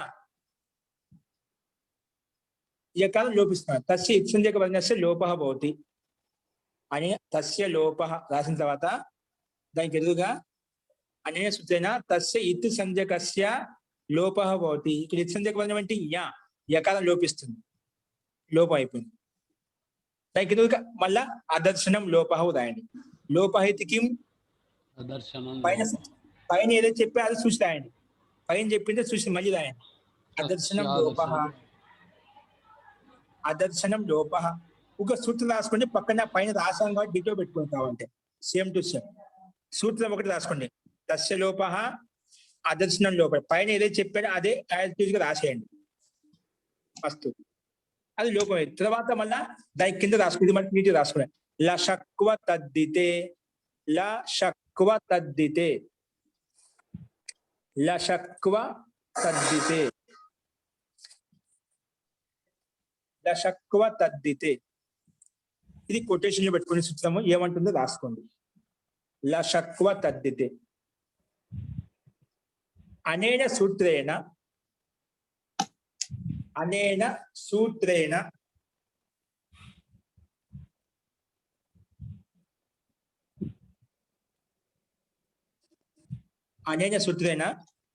ప్రత్యయస్య ఆది. అనేన సూత్రేణ ప్రత్యయస్య ఆది. అనేన సూత్రేణ ప్రత్యయస్య ఆది గకారస్య. అనేన సూత్రేణ ప్రత్యయస్య ఆది గకారస్య. ఆదిలో మొదట ఉండాలి. ప్రత్యయస్య ఆది గకారస్య ఇత్ సంజ్ఞా భవతి. డైరెక్ట్ చెప్తున్నా అండి. డైరెక్ట్ గా మనకి ఏ వర్ణం అయితే చూసినా డైరెక్ట్ అదే వర్ణం రాయించాను. అనేన సూత్రేణ ప్రత్యయానికి ఆదిలో ఉండే గకారానికి ఇత్ సంజ్ఞ అని పేరు వస్తుందని చెప్పాను. ఫస్ట్ రాసుకుని మళ్ళీ ఒకసారి చెప్తున్నాను సంస్కృతంలో. అనేన సూత్రేణ ప్రత్యయస్య ఆది గకారస్య ప్రత్యయస్య ఆది గకారస్య గకారస్య ఇత్ సంజ్ఞా భవతి. ఇత్ సంజ్ఞా భవతి. అనేన సూత్రేణ అంటే ఈ సూత్రం చేత ప్రత్యయస్య ఆది అంటే ప్రత్యయానికి ఆదిలో, ఆది ఏంటి? ప్రత్యయానికి ఆది గకారస్య, ప్రత్యయానికి ఆది గకారానికి ఇత్ సంజ్ఞా భవతి. ఇత్ అని పేరు వస్తుంది. ప్రత్యయానికి ఏదైతే ఆది గకారం ఉందో దానికి ఇత్ సంజ్ఞ అని పేరు పెట్టింది. ఎవరు పెట్టింది? లషక్వ తద్దితే అని సూత్రం వచ్చేసి. ఓకేనా? ఇక్కడ మనకు లకారం లేదు, షకారం లేదు కాబట్టి డైరెక్ట్ కవర్గంలో ఉంది కాబట్టి కవర్గంలో ఏ వర్ణం ఉంది ఆ వర్ణాన్ని డైరెక్ట్ చెప్పేశారు. ప్రత్యయాది గకారస్య అంటాం. ఒకవేళ లకారం ఉందనుకోండి ప్రత్యయాది లకారస్య అని చెప్పేవాళ్ళం. ఒకవేళ మనకు లకారం షకారం ఉందనుకోండి అక్కడ ప్రత్యయ ఆది షకారస్య అని చెప్పుకుంటాం. అంటే ఎక్కడ ఏ వర్ణం అయితే అది రాసుకుంటాం అనమాట. ఇక్కడ మనకు గకారం ఉంది కాబట్టి అనేన సూత్రేణ ప్రత్యయస్య ఆది గకారస్య ఇత్ సంజ్ఞా భవతి. ఓకేనా? ఇత్ సంజ్ఞా భవతి. ఇత్ సంజ్ఞ పేరు పెట్టుకుంటానే ఎవరు వస్తారు? తస్య లోపః అదర్శనం లోపః, తస్య లోపః అదర్శనం లోపః ఊరికి పెట్టేసుకోండి. అది ఎట్లా పైన రాసుకునే మరి రాసుకోదు, సూత్రాలు ఒకటి రాసుకోండి. అప్పుడు ప్రత్యయంలో ఆదిలో గకారానికి ఇత్ అని పేరు పెట్టుకున్న తర్వాత తస్య లోపః అదర్శనం లోపః తీసేస్తే ఏం మిగిలింది మనకు? అది రాయండి. భజ్ ఘై. ఈ భజ్ ఆ ఏం మిగిలిందండి? భజ్ ఆ. అదేనా?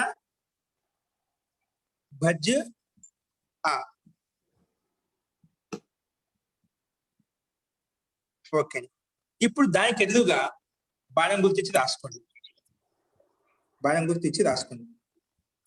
యస్మాత్ ప్రత్యయ విధిః, యస్మాత్ ప్రత్యయ విధిః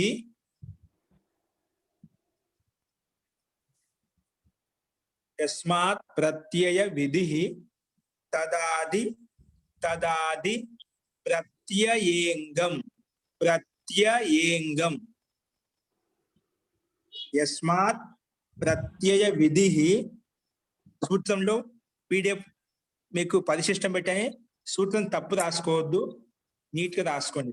యస్మాత్ యస్మాత్ ప్రత్యయ విధిః, యస్మాత్ ప్రత్యయ విధిస్, యస్మాత్ ప్రత్యయ విధిస్ తదాది తదాది తదాది ప్రత్యయేంగం ప్రత్యయేంగం. యస్మాత్ ప్రత్యయ విధిః తదాది ప్రత్యయేంగం.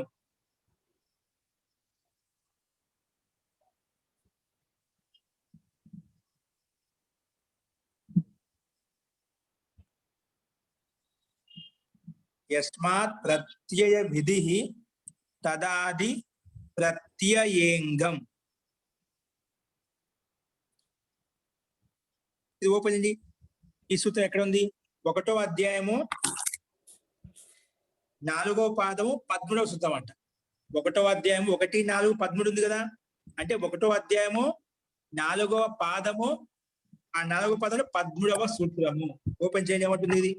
యస్మాత్ ప్రత్యయ విధిః తదాది తదాది ప్రత్యయేంగం ప్రత్యయేంగం.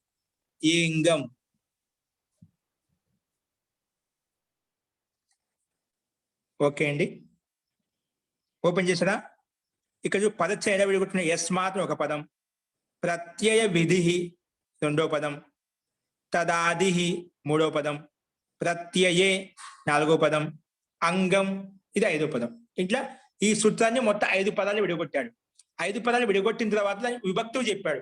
యస్మాత్ అనేది స్పష్టంగా కనిపిస్తుంది పంచమ విభక్తి, ప్రత్యయ విధిః ఇది ప్రథమ విభక్తి, తదాది ఇది కూడా ప్రథమ విభక్తి అంట, ప్రథమ విభక్తి, ప్రత్యయే ప్రత్యయే సప్తమ విభక్తి. జైసే రామః రామౌ రామాః సప్తమ విభక్తి రామే అంటాం కదా. ఇక్కడ ప్రత్యయ ప్రత్యయౌ ప్రత్యయాః సప్తమి విభక్తిలో ప్రత్యయే సప్తమి విభక్తి. నెక్స్ట్ వచ్చేసి అంగం. అంగం అనేది కూడా ప్రథమ విభక్తి ఏకవచనం. ఈ రకంగా విభక్తి విడదీశాడు. విడదీసిన తర్వాత విభాగం చేసిన తర్వాత సమాసము చెప్తున్నాడు. ప్రత్యయస్య ఆది, ప్రత్యయస్య విధి, ప్రత్యయ విధి. ప్రత్యయం యొక్క విధానం, ప్రత్యయ యొక్క విధినే ప్రత్యయ విధి అంటాం. ప్రత్యయం యొక్క విధినే ప్రత్యయ విధి అంటాం. ఇప్పుడు మనం ప్రత్యయానికి విధి చేశాము లేదా? ఏం చేశాము? ధాతు చేత ప్రత్యయ విధి చేశాము, అంటే ప్రత్యయాన్ని విధించాము, ప్రత్యయం తీసుకొచ్చాము. దీన్ని ప్రత్యయ విధి అంటున్నాడు. అంటే ఏ దాని వలన అయితే ఏదైతే వచ్చిందో దాన్ని యస్మాత్ ప్రత్యయ విధి, ఏ దానితో అయితే ప్రత్యయం విధించామో, ప్రత్యయం తీసుకొచ్చామో దాన్నే ప్రత్యయ విధి అన్నాడు. ఏం చెప్పాడు? ప్రత్యయ విధి. ఇక్కడ భజధాతు ఉంది కాబట్టి మనకు ఘై ప్రత్యయం వచ్చింది. భజధాతు ఉంది, అందుకే భజధాతు ఘై ప్రత్యయ భవతి. భజధాతు చేత, భజధాతు వలన, వలన కంటే పట్టి ఇక్కడ పంచవిభక్తి కదా, భజధాతు అనేది పంచవిభక్తి ఉంది కాబట్టి భజధాతు వలన ఘై ప్రత్యయం వచ్చింది. ఆ ఘై ప్రత్యయం తీసుకురావడమే ప్రత్యయ విధి అంటాం. అంటే భజధాతు చేత ప్రత్యయానికి విధించాము, ప్రత్యయం తీసుకొచ్చాము, దాన్ని ప్రత్యయ విధి అని చెప్తున్నాడు. ప్రత్యయ విధి, ప్రత్యయ విధి. తస్య ఆది తదాది. ఆ ప్రత్యయ విధి చేసిన తర్వాత ఘై అది ఆదిలో ఉంది. ఆ ప్రత్యయం ఆదిలో ఉంది ఎవరికైతే, ఆ ప్రత్యయం కూడా ఆదిలో ఉంది ఎవరికైతే దాన్ని తదాది శబ్దం చెప్పాడు. తదాది ఆది యస్య, తదాది ఆది యస్య ఉస్కో తదాది అని చెప్పాడు. ఇది మీకు సమాసం ఈ సూత్రం చెప్పిన స్పష్టమవుతుంది. సింపుల్ గా దీంట్లో ఏ ధాతువుతో అయితే, ఏ ధాతువు చేత అయితే, ఏ ధాతువు వలన అయితే ప్రత్యయం తీసుకొచ్చాము దాన్ని ప్రత్యయ విధి అంటాం. అలాంటి ప్రత్యయం అనేది పక్కన ఉంటే ముందున్న దానికి అంగం అని పేరు. ముందుండేది ఏదైతే ఉందో దానికి అంగం అని పేరు అని సూత్రం చెప్తుంది. కింద ఇచ్చాడు దీని అర్థం చూసుకొని రాసుకోవచ్చు, చెప్తాను, రాపిస్తాను మళ్ళీ. ఈ సమాసం యొక్క తాత్పర్యం చూపించాను. ఏం చెప్పాను? నువ్వు ఏ దానితో అయితే ప్రత్యయం తీసుకొచ్చావో అలాంటి ప్రత్యయం పక్కన ఉంటే ముందు ఏదైతే ఉందో దానికి అంగం అని పేరు పెట్టుకో. ఏం పేరు పెట్టుకోవాలంటే అంగం అని పేరు పెట్టుకోవాలంట అని ఈ సమాసం చెప్పబడింది. సరే, అర్థం చూద్దాం. ఏం చెప్పారు ఇక్కడ అర్థంలో? యస్మాత్. యస్మాత్ అంటే ఏమిటి? ధాతోర్వా ప్రాతిపదికాద్వా. ప్రత్యయాలు ఎప్పుడు వచ్చినా ధాతువు చేత వస్తాయి లేదా ప్రాతిపదికాల చేత వస్తాయి. ప్రత్యయాలు ప్రత్యయం ఎప్పుడు వస్తుందండి? ప్రత్యయం తీసుకొని రావాలంటే ఖచ్చితంగా ధాతువు అన్నా ఉండాలి, లేదంటే ప్రాతిపదికం అన్నా ఉండాలి. ఇప్పుడు రామశబ్దం ఉంది, రామశబ్దం ప్రాతిపదికం. దాంతో ప్రత్యయం తీసుకురావాలంటే రామశబ్దం ప్రాతిపదికం, దాని పక్కన సు ప్రత్యయం వస్తుంది. రామ సు కలిపితే రామ అయిపోతుంది. అదే విధంగా మనము ధాతువుతో ప్రత్యయం తీసుకురావాలనుకోండి, అది ఖచ్చితంగా ధాతువే ఉండాలి. అంటే మొత్తానికి ప్రత్యయం తీసుకొని రావాలంటే ధాతువు కానీ ప్రాతిపదికం కానీ ఉంటేనే ప్రత్యయం వస్తుంది. అస్తు. యస్మాత్ అంటే ఏ ధాతువు చేత అయితే లేదా ఏ ప్రాతిపదికం చేత అయితే ప్రత్యయ విధి అంటే ప్రత్యయ విధీయతే. ప్రత్యయ విధి అంటే ప్రత్యయ విధీయతే అంటే ప్రత్యయ విధానం చేస్తాము. తదాది శబ్ద రూపస్య, అలాంటి శబ్ద రూపము, అలాంటి శబ్దరూప ప్రత్యయము పక్కనే ఉంటే, పరతః అది పక్కనే ఉంటే అంగ సంజ్ఞా భవతి. తదాది శబ్ద రూపస్య ప్రత్యయ, అలాంటి శబ్దరూపం అలాంటి ప్రత్యయం పక్కన ఉంటే, పక్కన ఉంటే అంగ పరతః అంటే పక్కన ఉంటే అంగ సంజ్ఞా భవతి. ఆ ముందున్న దానికి అంగం అని పేరు వస్తుంది అని ఈ సూత్రం చెప్పింది. యస్మాత్ ప్రత్యయ విధి అంటే ప్రత్యయో విధీయతే, ఏ ధాతువు చేత అయితే ప్రత్యయం విధిస్తామో తదాది శబ్ద రూపస్య, అలాంటి శబ్ద రూపం యొక్క ప్రత్యయే అంటే ప్రత్యయం పక్కన ఉంటే అంగ సంజ్ఞా భవతి, అంగ సంజ్ఞ అని పేరు వస్తుంది అని ఈ సూత్రం చెప్పింది. మొత్తానికి ఒక మాటలు చెప్పాలంటే సింపుల్. దీని యొక్క తాత్పర్యం, ఈ సూత్రం ఏం చేస్తుంది అంటే, నువ్వు ఏ ధాతువు చేత అయితే ప్రత్యయము తీసుకొని వచ్చావో అలాంటి ప్రత్యయం పక్కన ఉంటే ముందు, ఇది పక్కన ఉంది కాబట్టి ముందు అవుతుంది కదా, ఆ ముందు దానికి అంగం అని పేరు. ఇక్కడ భజ్ ఘై ఉంది మనకు, భజ్ ఆ మిగిలింది, సారీ ఏం మిగిలింది? భజ్ ఆ. ఇక్కడ భజ్ ధాతువు చేత ఏం తీసుకొచ్చాము? ఘై తీసుకొచ్చామా? భజ ధాతు చేత ఘై తీసుకొచ్చాం. అంటే భజ ధాతు వల్ల ఘై వచ్చింది. ఆ ఘై ప్రత్యయం పక్కన ఉంటే ఆ ఘైకే మళ్ళీ ఆ మిగిలింది, అది వేరే విషయం. అది అంటే ఘైకి ఆ మిగిలింది కాబట్టి అది కూడా ఘై కింద తీసుకుంటాం. ఘైలో ఉండి ఘై నుంచి వచ్చింది కదా ఆ కూడా, అంటే అది కూడా ఘై అని అనుకోవాలి. ఇక్కడ భజ్ ఆ ఉంది, భజ ధాతు చేత ఘై ప్రత్యయం యొక్క ఆ వచ్చింది మనకు. కాబట్టి అలాంటి ఘై ప్రత్యయం పక్కన ఉంటే, అది పక్కన ఉంది కదా, ఏదానికి పక్కన ఉంది? భజ ధాతుకి పక్కన ఉంది కదా. అది పక్కన ఉంటే ముందున్న దానికి అంగం అని పేరు. అంటే భజ్ అనే దానికి అంగం అని పేరు. భజ అనే దానికి అంగం అని పేరు. ఎవరు చెప్పారు అంగం అని పేరు పెట్టుకొని? యస్మాత్ ప్రత్యయ విధి. నువ్వు యస్మాత్ ధాతు, ఏ ధాతు చేత అయితే ప్రత్యయం విధించావో ఆ ప్రత్యయం అక్కడ ఉంటే ఆ ముందు ఏదైతే ఉందో అది ధాతు కావచ్చు, ఇంకేమైనా కావచ్చు, ఆ మొత్తానికి నువ్వు అంగం అని పేరు పెట్టుకో. అంగ సంజ్ఞా భవతి అని ఈ సూత్రం చెప్పింది. ఇప్పుడు రాసుకుంది దీని తాత్పర్యం. యస్మాత్ ప్రత్యయ విధి తదాది ప్రత్యయేంగం అనే సూత్రానికి మీనింగ్ రాసుకోండి. అనేన సూత్రేణ భజ్ ఆ దానికి ఎదురుగా బాణం గురించి ఇచ్చి ఈ సూత్రం రాసుకొని చెప్పాను. ఈ సూత్రం యొక్క మీనింగ్ రాసుకోండి. భజ్ ఆ, భజ్ ఆ దానికి ఎదురుగా సూత్రం రాసుకునేది యస్మాత్ ప్రత్యయ విధి తదాది ప్రత్యయంగం. ఇది కొటేషన్ లో పెట్టుకుని ఇప్పుడు దీని మీనింగ్ రాసుకోండి. అనేన సూత్రేణ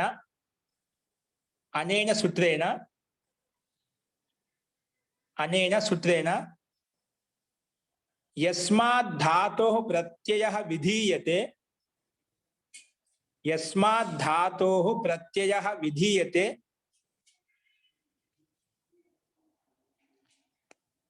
యస్మాత్ ధాతోః ప్రత్యయః విధీయతే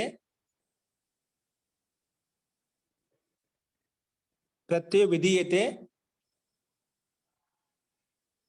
తదాది ప్రత్యయే పరతః, తదాది ప్రత్యయే పరతః, తదాది ప్రత్యయే పరతః పూర్వస్య అంగ సంజ్ఞా భవతి. పూర్వస్య అలాంటి ప్రత్యయం పక్కన ఉంటే పూర్వస్య అంగ సంజ్ఞా భవతి. పూర్వస్య కిం భవతి? అంగ సంజ్ఞా భవతి. అంగ సంజ్ఞా భవతి. దీని తాత్పర్యం తెలుగులో చెప్తున్నాను. యస్మాత్ ప్రత్యయో విధీయతే అంటే ఏ ధాతువు చేత ప్రత్యయం విధించావో తదాది ప్రత్యయే పరతః, ఆ ప్రత్యయం పరతః అంటే ఆ ప్రత్యయం పక్కన ఉంటే పూర్వస్య అంటే ముందున్న దానికి అంగ సంజ్ఞా భవతి, అంగం అని పేరు వస్తుంది. నువ్వు ఏ ధాతువు చేత అయితే ప్రత్యయం తీసుకొచ్చావో ఆ ప్రత్యయం పక్కన ఉంటే ముందున్న దానికి అంగం అని పేరు. సింపుల్ గా ముందున్న దానికి అంగం అని పేరు. ఇప్పుడు అంగం అని ఎవరికి పేరు? ఇక్కడ భజ్ అనే దానికి అంగం అని పేరు పెట్టుకుందాం. ఇప్పుడు నామకరణం చేసిన తర్వాత అంగం అంటే మీకు ఏం చెప్పాలి? ఇప్పుడు ధాతు భజ అని చెప్పకూడదు. అంగం ఏంటి అడిగినప్పుడు ఏం చెప్పాలి? భజ. ప్రత్యయం అంటే చూడండి ఆ అని చెప్పాలి. ఓకేనా? భజ్ ఆ, ఇక్కడ ఆ ప్రత్యయం పక్కన ఉంటే ముందున్న భజ్ అనే దానికి అంగ సంజ్ఞ అని పేరు పెట్టుకున్నాం. అంగ సంజ్ఞ అని పేరు వచ్చిందన్నమాట. ఇది ఎవరు పెట్టారంటే యస్మాత్ ప్రత్యయ విధి తదాది ప్రత్యయంగా అని సూత్రం వచ్చి చెప్పిందన్నమాట. అస్తు.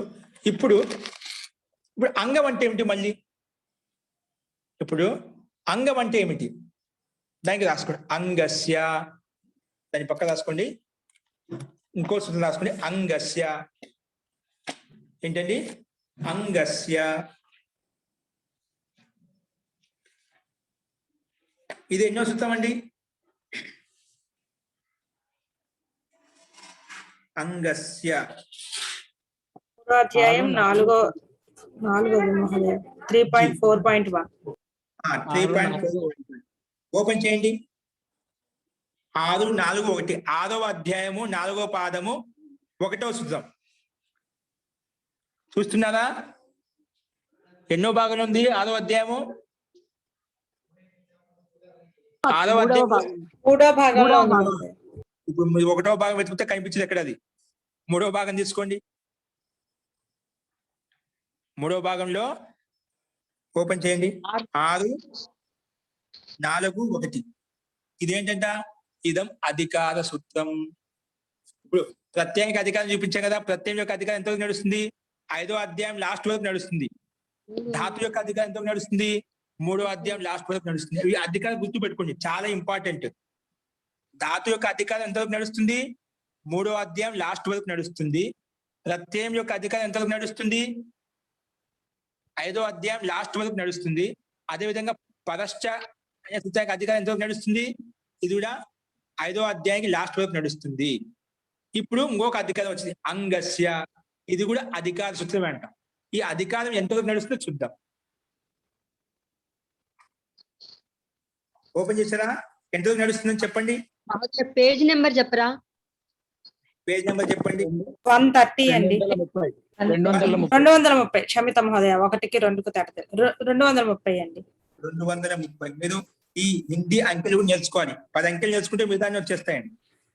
రాసుకుని పేపర్ పెట్టుకున్నాం మహోదయ, గానీ ఇంకా కొంచెం తడబడుతున్నాం 1కి 2కి.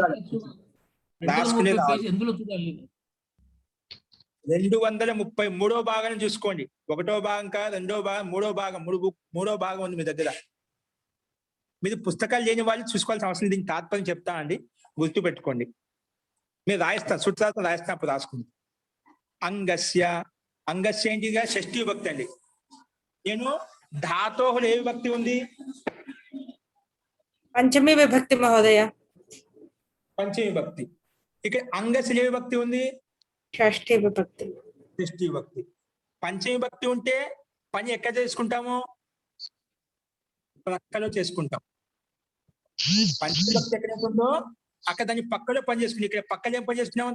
భజ ధాతు అనేది పంచమీ విభక్తి అని చెప్పాం కదా, భజ ధాతు పక్కలో గయ ప్రత్యయం వచ్చిందండి, పక్కలో పని జరిగిందా? ఇప్పుడు అంగస్య షష్ఠీ విభక్తి. షష్ఠీ విభక్తి ఎక్కడైతే ఉంటుందో సూత్రాలు చూసుకోవాలండి. సూత్రం చూసుకోవాలి. దాని పని మటుకు మనం చేసే రూప ప్రక్రియ చూసుకోవాలి.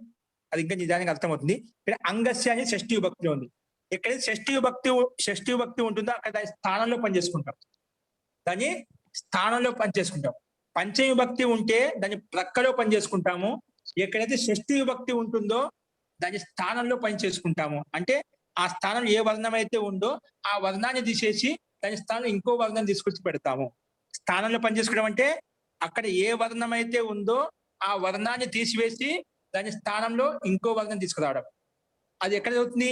షష్ఠీ విభక్తి ఎక్కడైతే ఉందో అక్కడ మాత్రం జరుగుతుంది. ఓకేనా? అది నిదానంగా అర్థమవుతుంది, మీరు కన్ఫ్యూజ్ కాదు. ఏంటంటే మాటికి ఆ శబ్దకోశాన్ని, ఆ పదాన్ని మీ మైండ్ లోకి వేస్తున్నారు అనమాట.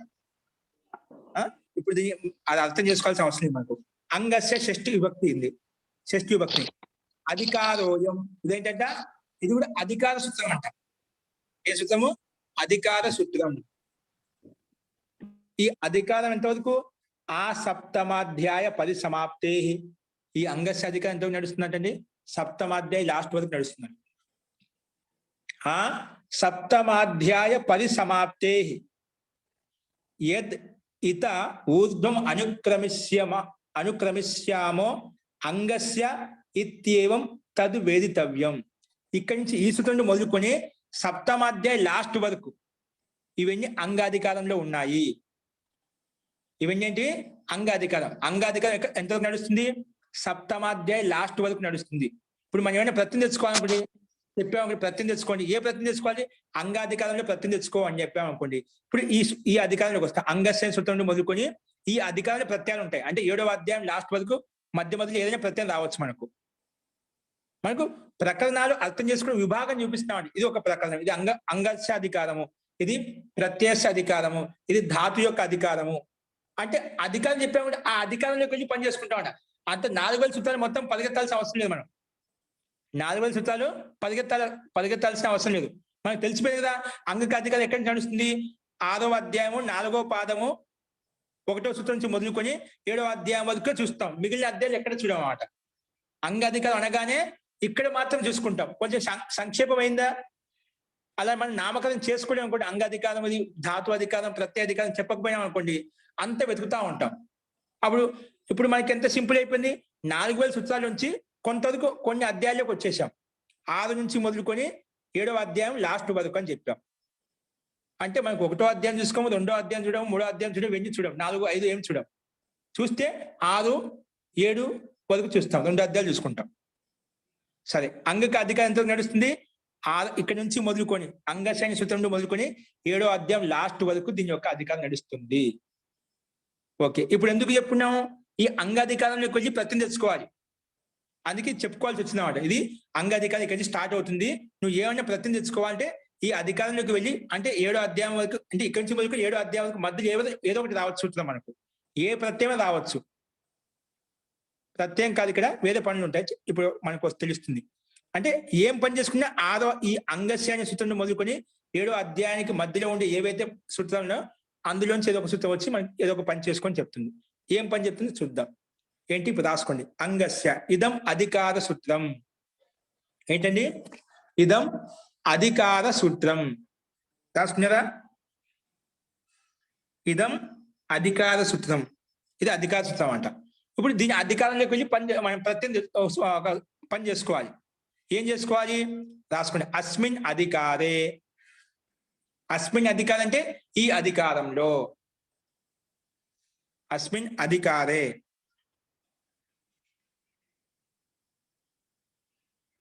అస్మిన్ అధికారే. ఓకే, ఈ అధికారంలో ఏ సూత్రం ఉందో మనం అది రేపు చెప్పుకుందామండి. ఓకేనా? అక్కడ ఎందుకంటే అథ ఉపదాయ ఇవన్నీ సూత్రాలు దాన్ని అర్థం చేసుకోవడానికి మన ప్రక్రియ కొంచెం పెద్దగా ఉంటుంది, ప్రాసెస్. అందుకే ఇప్పుడు మనం అంగాధికారంలోకి వచ్చాం. మనం ధాతు అధికారంలోకి వెళ్ళి మనం ఏం తెచ్చుకున్నాం? ప్రత్యయం తెచ్చుకున్నాం. ఇప్పుడు ధాతులో ఉండే అధికారంలోకి వెళ్ళి ప్రత్యయం తీసుకుని దాన్ని పని చేసేసుకున్నాం. ఇప్పుడు అంగాధికారంలోకి వెళ్ళి పని చేసుకోవాలి. అంగాధికారం ఏ పనులు ఉన్నాయో రేపు చూద్దామండి మనం. ఇప్పుడు ప్రత్యయం అధికారం చెప్పుకున్నాము, ధాతు యొక్క అధికారము, అంగాధికారం చెప్పుకున్నాం. 3 అధికారాలు చెప్పుకున్నాం. అంగాధికారము 7వ అధ్యాయం లాస్ట్ వరకు వస్తుంది. ధాతు యొక్క అధికారము 3వ అధ్యాయం లాస్ట్ వరకు వస్తుంది. ఇంకా ప్రత్యయం అధికారము, పరశ్చ అధికారము 5వ అధ్యాయం లాస్ట్ వరకు వస్తుంది. ఈ అధికారం గుర్తుపెట్టుకోండి. ఈ అధికారాలు గుర్తుపెట్టుకున్నాం అనుకోండి, మనకు సూత్రాన్ని అర్థం చేసుకొని సింపుల్ గా ఉంటుంది. అస్తు మిగిలిన అంగాధికారంలో ఉండే ప్రత్యయాలు ఏ రకంగా పనిచేస్తాయి అనేది భాగా సిద్ధిలో రేపు చూద్దామండి. అస్తు. ఏమైనా శంకా సమాధానం కూడా మీరు రేపు చూసుకొని వచ్చేయండి. దీనికి శంకా సమాధానం రేపే మనం చెప్పుకుందామండి. అస్తు. మంత్రపాఠ.